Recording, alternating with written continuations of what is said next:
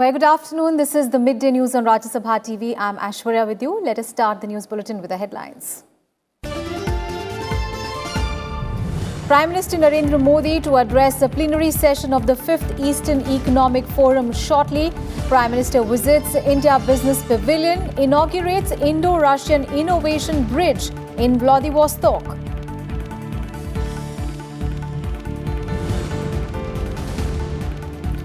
Prime Minister Modi holds bilateral talks with the Japanese Prime Minister Shinzo Abe in Vladivostok, discusses ways to boost cooperation in Indo-Pacific region, raises issue of Zakir Naik's extradition with the Malaysian Prime Minister, also holds talks with the Mongolian President.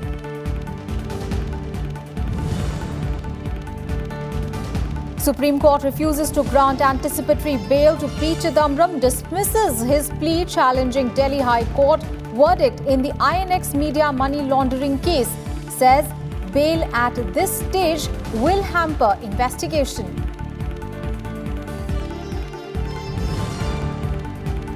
Heavy rains claim 3 lives in Mumbai and nearby areas. Road, rail and air traffic affected. 30 flights cancelled. Over 100 delayed at the Mumbai airport. Hundreds evacuated as Mithi River breaches the danger mark.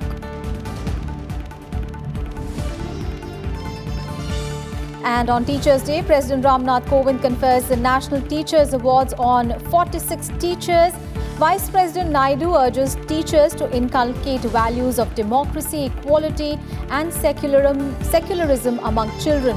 Prime Minister Modi greets teachers on the occasion.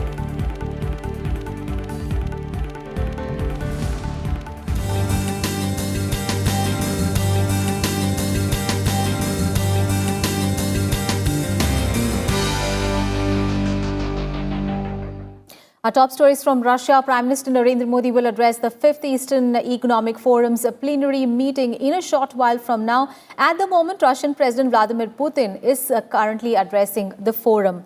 Now, there are several sessions involving India at the Eastern Economic Forum, including harnessing the power of youth, logistics, a digital pathway, human capital in Eurasia, and the Russia-India business dialogue. Earlier, Prime Minister Narendra Modi visited the Indian Business Pavilion in Far Eastern Federal University campus. This forum focuses on the development of business and investment opportunities in the Russian Far Eastern region. All right, so the top story that we are tracking is the Eastern Economic Forum. This is the 5th edition of the forum's plenary meeting, and Prime Minister Narendra Modi here has been invited as the chief guest by Russian President Vladimir Putin, and the Prime Minister is going to address the session shortly. At the moment, Russian President Vladimir Putin is currently addressing this session, this forum. This is a very important forum. It focuses on the development of the business and investment opportunities in the Russian Far Eastern region. From the India's point of view, hence, this region is very, very important. And this forum can actually act to enhance India-Russia ties and make sure that India can use these opportunities for the development of business and investment opportunities with Russia. And Prime Minister Narendra Modi, remember, is on a 2-day visit to Russia today.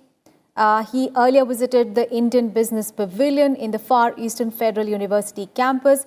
He also held talks on the sidelines with the Japanese Prime Minister Shinzo Abe.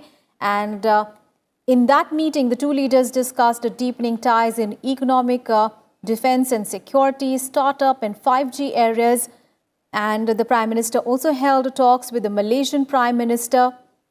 And during his talks with the Malaysian Prime Minister, Mahathir Mohamad, Prime Minister Narendra Modi raised the issue of extradition of preacher Zakir Naik. Remember, Zakir Naik left India in 2016. He moved to Malaysia. He was granted permanent residency here, and he is wanted in India for fueling terrorism. And on the sidelines, the Prime Minister also met with the Mongolian President on the sidelines of this 5th Eastern Economic Forum. All right, let's go across to Akhilesh Suman, who is joining us live from the newsroom for more. Akhilesh, talking about this particular forum, this is a very important forum. It focuses on the development of business and investment opportunities in the Russian Far Eastern region. From that point of view, it is a very important region for India. And through this forum, India can take advantage of the opportunities that are being given in this particular region. You are right, Swarya, because after a long time, Russia has, analyzed and Russia has assessed that India's involvement is Russia's development is also necessary.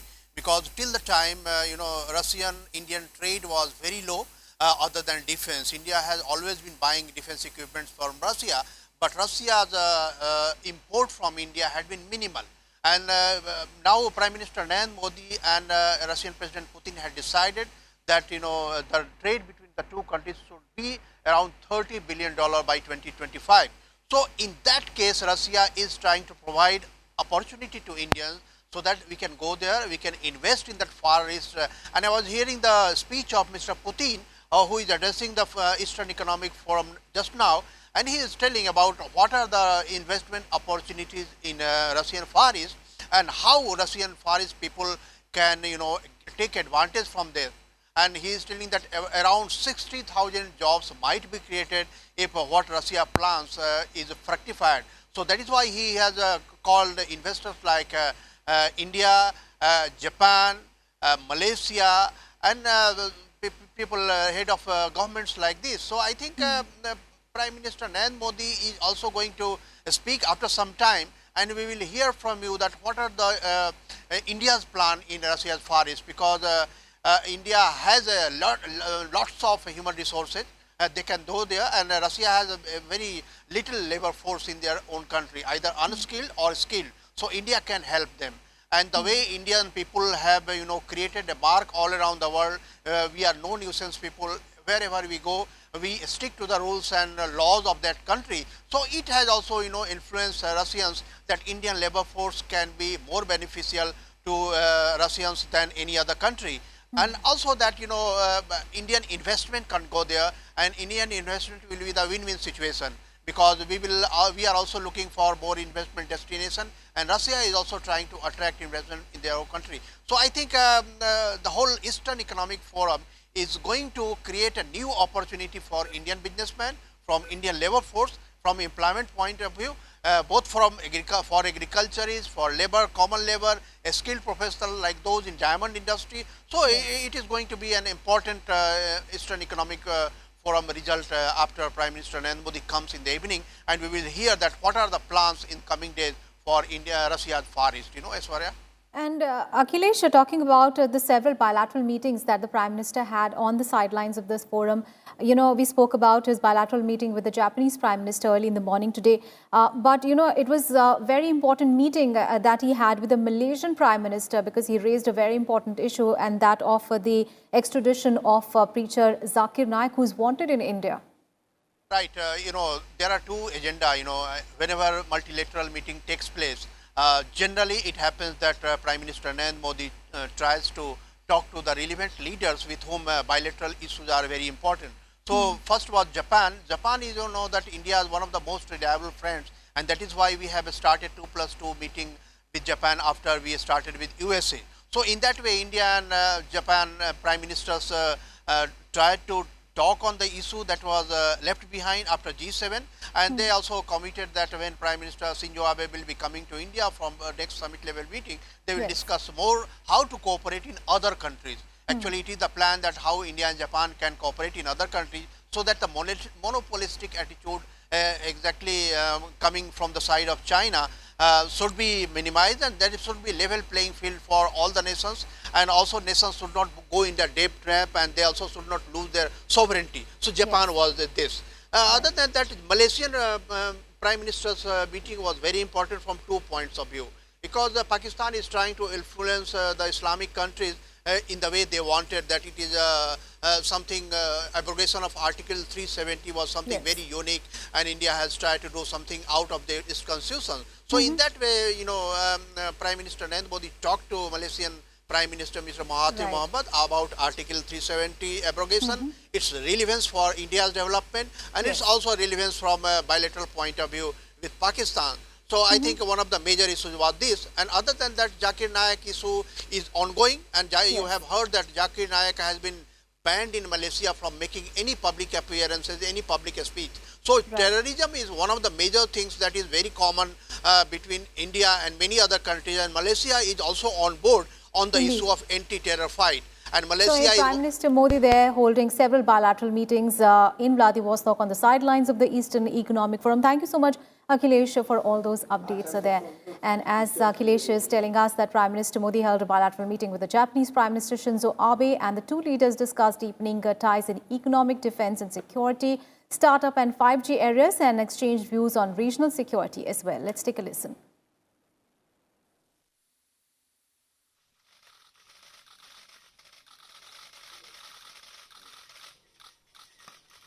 Relationship, with particular emphasis on the forthcoming visit of the Japanese Prime Minister to India for the annual summit. That will take place sometime in the month of December. The dates will be negotiated and announced in due course.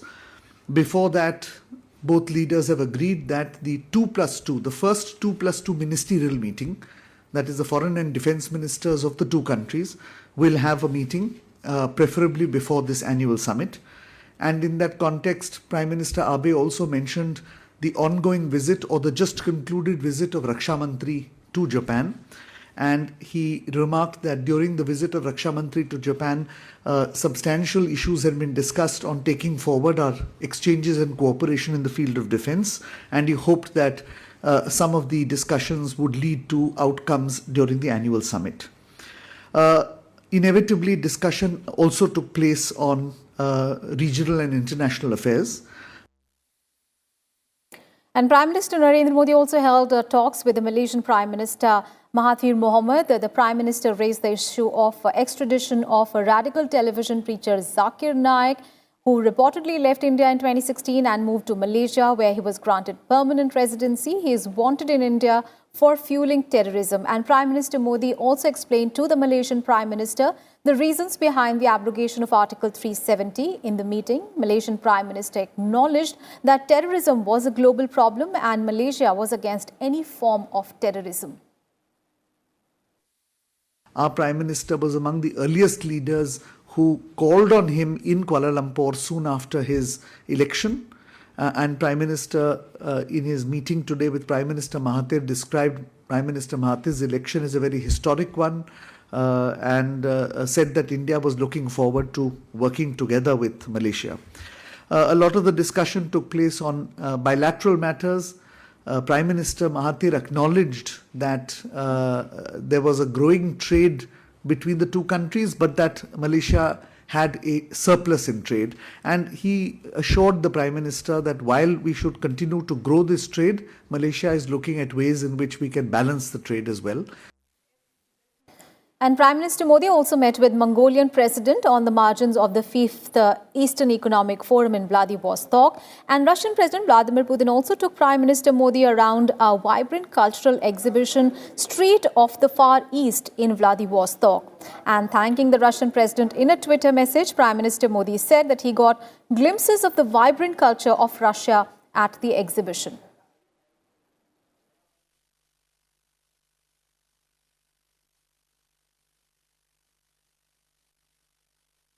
Let's get to some other news now. Defence Minister Rajnath Singh attended a special session of a Seoul Defence Dialogue in Seoul this morning.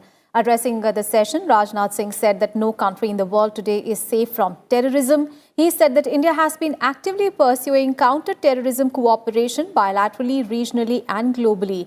He also advocated an open and inclusive architecture for the Indo-Pacific region with ASEAN centrality. हमारे ऊपर निर्भर है कि हम भाषा, संस्कृति और परंपरा के अपने वैल्यूज को संभाल और सहेज कर रखें।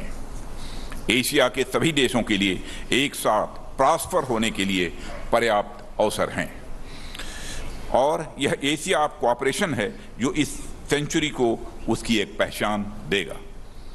हमारी प्रगति और समृद्धि इसी बात पर टिकी है कि अपने भविष्य की नींव बनाने के लिए कितनी अच्छी हम एक साथ काम करते हैं और हम कितनी अच्छी से प्लुरलिज्म, कोएग्जिस्टेंस और बातचीत के सिद्धांतों का सम्मान करते हैं, जो सदैव हमारी यह विशेषता रही है। And during his visit, Defence Minister Rajnath Singh also held wide-ranging talks with South Korean Prime Minister Lee Nak-yeon on Wednesday during his visit to the nation. The two leaders discussed a range of issues relating to bilateral cooperation.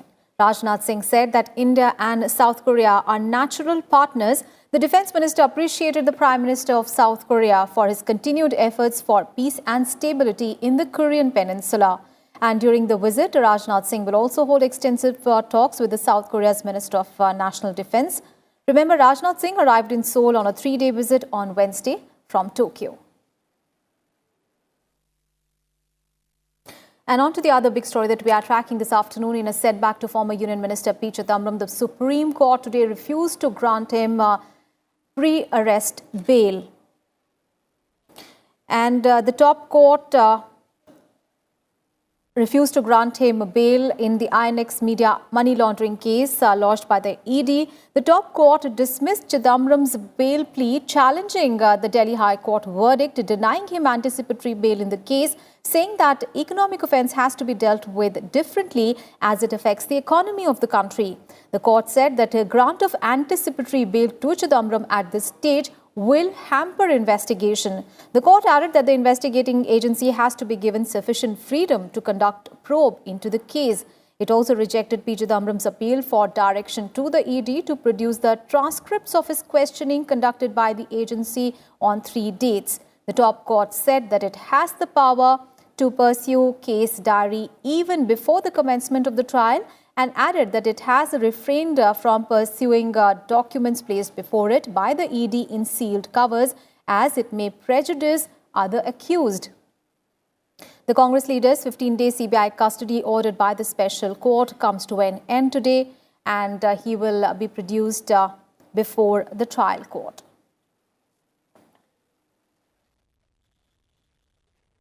News from Jammu and Kashmir now. A high-level team of the Ministry of Department of Northeastern region is visiting Jammu and Kashmir today, and the purpose of the visit is to look into new reforms as well as best practices that can be introduced in the state of Jammu and Kashmir. The key focus areas of the visit will be sustainable livelihood with emphasis on women empowerment and community-based bottom-up approach, ecotourism, and bamboo-based cottages. The delegation will also focus on exposure programs of the farmers and the artisans of the Northeast and Jammu and Kashmir. It will also see how to go about promotional showrooms for local products in Jammu and Kashmir by the Ministry of Donor. The Union Minister for the Development of Northeastern Region, Jitendra Singh, has recently chaired a meeting with the ministry officials and discussed various issues and developments related to the visit.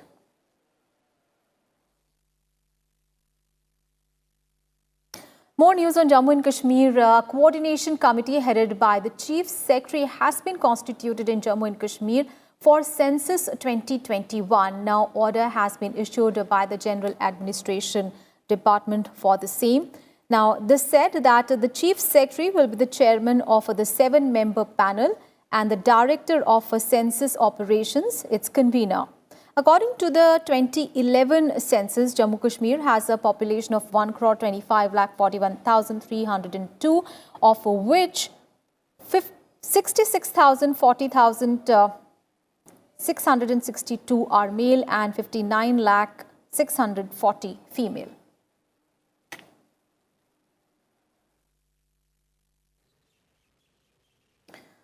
News from Maharashtra, where heavy rains continue to lash Mumbai and nearby areas.